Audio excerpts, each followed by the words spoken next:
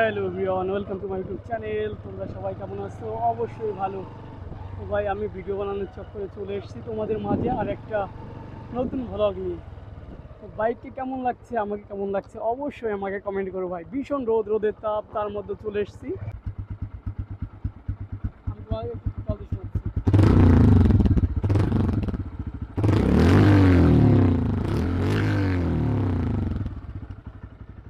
আওয়াজটা কেমন অবশ্যই আমাকে কমেন্ট করো যে এর আওয়াজটা কেমন।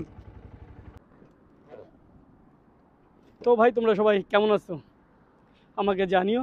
আর বাইকটাকে ধুয়ে টুয়ে ব্যাস ফিটিং ফাটাং করেই নিয়ে এসেছি, কারণ যে নোংরা হয়েছিল বাইকটা, অস্বাভাবিক বাইক, অস্বাভাবিক নোংরা। আর বৃষ্টি হয়েছিল প্রচুর আকারে ভাই, প্রচুর পরিমাণে বৃষ্টি, কাদা মাটিতে একেবারে বাইকটার অবস্থা কেরোসিন হয়ে গেছিলো।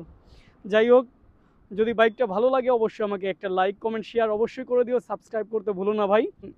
এর পরবর্তীতে তোমরা যারা বাইকটা নেবে, যাতে এর সম্বন্ধে তোমাদের কোনো ভুল ধারণা না থাকে, আমি সেই একটা মন মানসিকতা নিয়ে এসেছি যে এখানে যে পরবর্তীতে যারা বাইকটা নেবে তাদের কোনো রকম প্রবলেমে না পড়তে হয়, কোনো রকম হেনস্থা না হতে হয়। অনেকের অনেক কমেন্ট করছি, অনেকের অনেক সব কিছু জেনেই আমি এই ভিডিওতে এসেছি, সব প্রশ্নের উত্তর দিতে এসেছি যেগুলো আমি পেয়েছি ভাই। এটা হেডলাইটটা একেবারে খারাপ না, আজকে রাতে তারও একটা হেডলাইটের টেস্ট দিয়ে দেবো, কারণ নতুন নতুন অবস্থায় আমি একটা ভুল করেছিলাম। সেটা হচ্ছে মেন রাস্তায়, যেখানে আমার সঙ্গে অন্য কোনো বাইক ছিল, সে বাইকের সঙ্গেই আমি এই হেডলাইটের রিভিউ দিয়েছিলাম। কিন্তু এখন আজকে রাতে আরেকটা রিভিউ করে দেবো, যেটাকে হেডলাইটে রাতে কোনো শুনশান এলাকায়, যেখানে ফাঁকা এলাকা, অন্ধকারের ভিতরেই করে দেবো।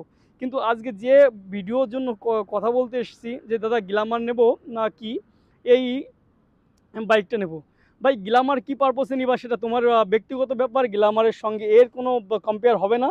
আর গ্ল্যামারে বলতেছে ক্রুজার কন্ট্রোল আর ক্রুজ কন্ট্রোল, তারপরে কিক সব দিয়েছে। ভাই তোমার ভালো লাগলে অবশ্যই নাও সেটা, গ্ল্যামার সুন্দর একটা বাইক, মাইলেজের একটা বাইক। কিন্তু ভাই গ্ল্যামার আলাদা জিনিস, এটা আলাদা জিনিস। আর এটার ফিট ফিনিশিং মোটামুটি চলে ভাই, সমস্যা নেই, মোটামুটি ভালো ফিট ফিনিশিং।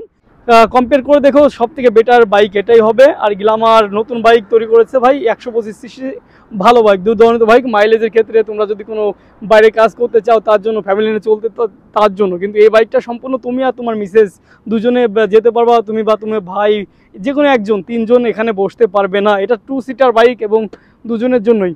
তবে সর্বপ্রথম আমি যেটা বলবো, এটা 125 সিসির একটা ইঞ্জিন, যার মধ্যে 11 বিএসপি পাওয়ার তোমাদের প্রোভাইড করবে, যেখানে পাহাড়ে উঠতে আর নর্মাল রাইডে, হিল এরিয়ায়, ট্রাফিকে চালাতে তোমার সুবিধা হবে। আর এর থ্রোটল রেসপন্সটা খুবই ভালো ভাই, ইজি, খুবই ইজি। আর এটাকে বাইককে স্মুথ করে, আর এর যে স্মুথ করে তোলে রাইডিং পারফরমেন্স, যেখানেই তুমি এর থ্রোটলটা দাও না, সেখান থেকে বাইকটা গর্জে ওঠে। আর যেটা বলবো সেটা এর মাস্কুলার ট্যাঙ্ক ভাই, ট্যাঙ্কটা দেখতে আর এই শেপটা দেখতে আমার তো অসম লাগে। তোমাদের হেডলাইটটা কেমন লাগে আমাকে অবশ্যই কমেন্ট করো ভাই। আমার তো হেডলাইটটা জবরদস্ত লাগে, কারো কারো ভালো লাগে, কারো কারো লাগে না, সেটা নিয়ে আমি কোনো কথা বলতে চাই না। কিন্তু মেন কথা যেটা বলবো ভাই, এর মাস্কুলার ট্যাঙ্কটা অনেকে বড়, 12 লিটারের একটা ট্যাঙ্ক করে দিয়েছে।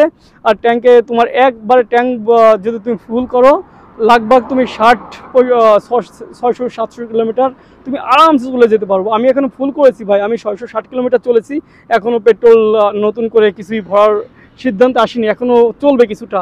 আমি দেখবো যে এর পুরো ট্যাঙ্কি পেট্রোলে কতটা মাইলেজ দেয়। আর এর একটাই প্রবলেম ছিল হালকা, যেটা গিয়ার শিফটিংয়ে প্রথম একটু সমস্যার সম্মুখীন হতে হয়েছে, পরে গিয়ে এটা আর কোনো সমস্যা দেয়নি। আমি ইউজড হয়ে গেছি এর সঙ্গে। কি বলতো, বাইক কিনতে গেলে, নতুন একটা বাইক এনে তার সম্বন্ধে জানতে গেলে তার সঙ্গে কিছুদিন থাকতে হয়, মানে তার সঙ্গে সময় স্পেন্ড করতে হয়, তাহলে তার সম্বন্ধে জানা যায় যে বাইকটা কী রকমের চাচ্ছে, কী রকমের কী করতে পারবে। অতএব বাইকটা আমি যে কদিন 500-600 কিলোমিটার চালিয়েছি তার সম্বন্ধেই বলছি। কোনো প্রবলেম এমন আসেনি, শুধু একটা এখানে ইঞ্জিন গার্ড যেটাকে বলে, যেখানে লেগ গার্ড বলে, কেউ ইঞ্জিন গার্ড বলে, যদি একটা লেগ গার্ডের ব্যবস্থা হতো তাহলে মনে হয় একটু ভালো হতো। বাইকটা পড়ে গেলে তাহলে এই প্যানেল ভাঙতো না। কিন্তু তোমাকে এর পরবর্তীতেও কোম্পানি প্রোভাইড করছে, সেটা আসেনি।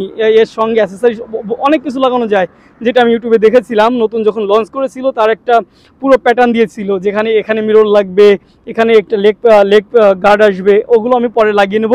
ওগুলো নিয়ে কোনো সমস্যা নেই। কিন্তু এখন বাইক এদিক ওদিক পড়ে গেলে, নতুন বাইক নতুন ছেলে পেলে যদি কেউ চালায়, যাদের নতুন বাইক নিচ্ছে, জীবনে ফার্স্ট বাইক, চলতে গেলে অনেক রকমের সম্মুখীন হতে হবে, কিন্তু সেটা দেখো তোমার নিজের উপরে। আর বাইকটা এক কিকে স্টার্ট হয়ে যায়, খুব সুন্দর বাইক। আমার মনে হয় না যে এই ইঞ্জিনের সঙ্গে কিকের দরকার আছে, কারণ এটা রুকবে না। আর টায়ারটা অনেকে বলেছে ভাই দাদা এটা পাতলা টায়ার, ভাই যদি তোমার পাতলা লাগে তুমি চেঞ্জ করে নিও, আগে গিয়ে মোটা টায়ার লাগিয়ে নিও, পিছনে লাগাতে পারো, মডিফাই শেষ নেই, মডিফাই অনেক করতে পারবে।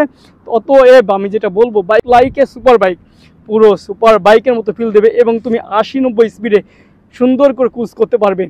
আর 100-র উপরে গেলে, 108-7-এ গেলে হালকা একটু ভাইব্রেশন ফিল হবে তোমার, তাতে 100, এই বাইকটা আসলে 107-8-এ ভাগানোর জন্য না, এটা তুমি 80, 70, 80, 90 এভাবে ক্রুজ করো, ব্রেকিং কন্ট্রোল পাবে, সব কিছু পাবে, ওভারঅল লুকও জবরদস্ত। অতএব তুমি বাইকটা নিতেই পারো, এখানে কোনো সন্দেহ নেই।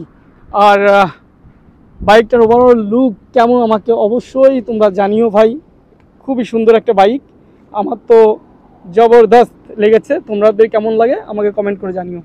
তাহলে ভিডিওকে লাইক করবে, কমেন্ট শেয়ার অবশ্যই করে দিও। ভিডিও আজ এ পর্যন্ত, ভালো লাগলে আমাকে বলো দাদা, কমেন্ট অবশ্যই করে জানিও, ভালো খারাপ যা লাগে তোমাদেরকে আমাকে অবশ্যই জানিও।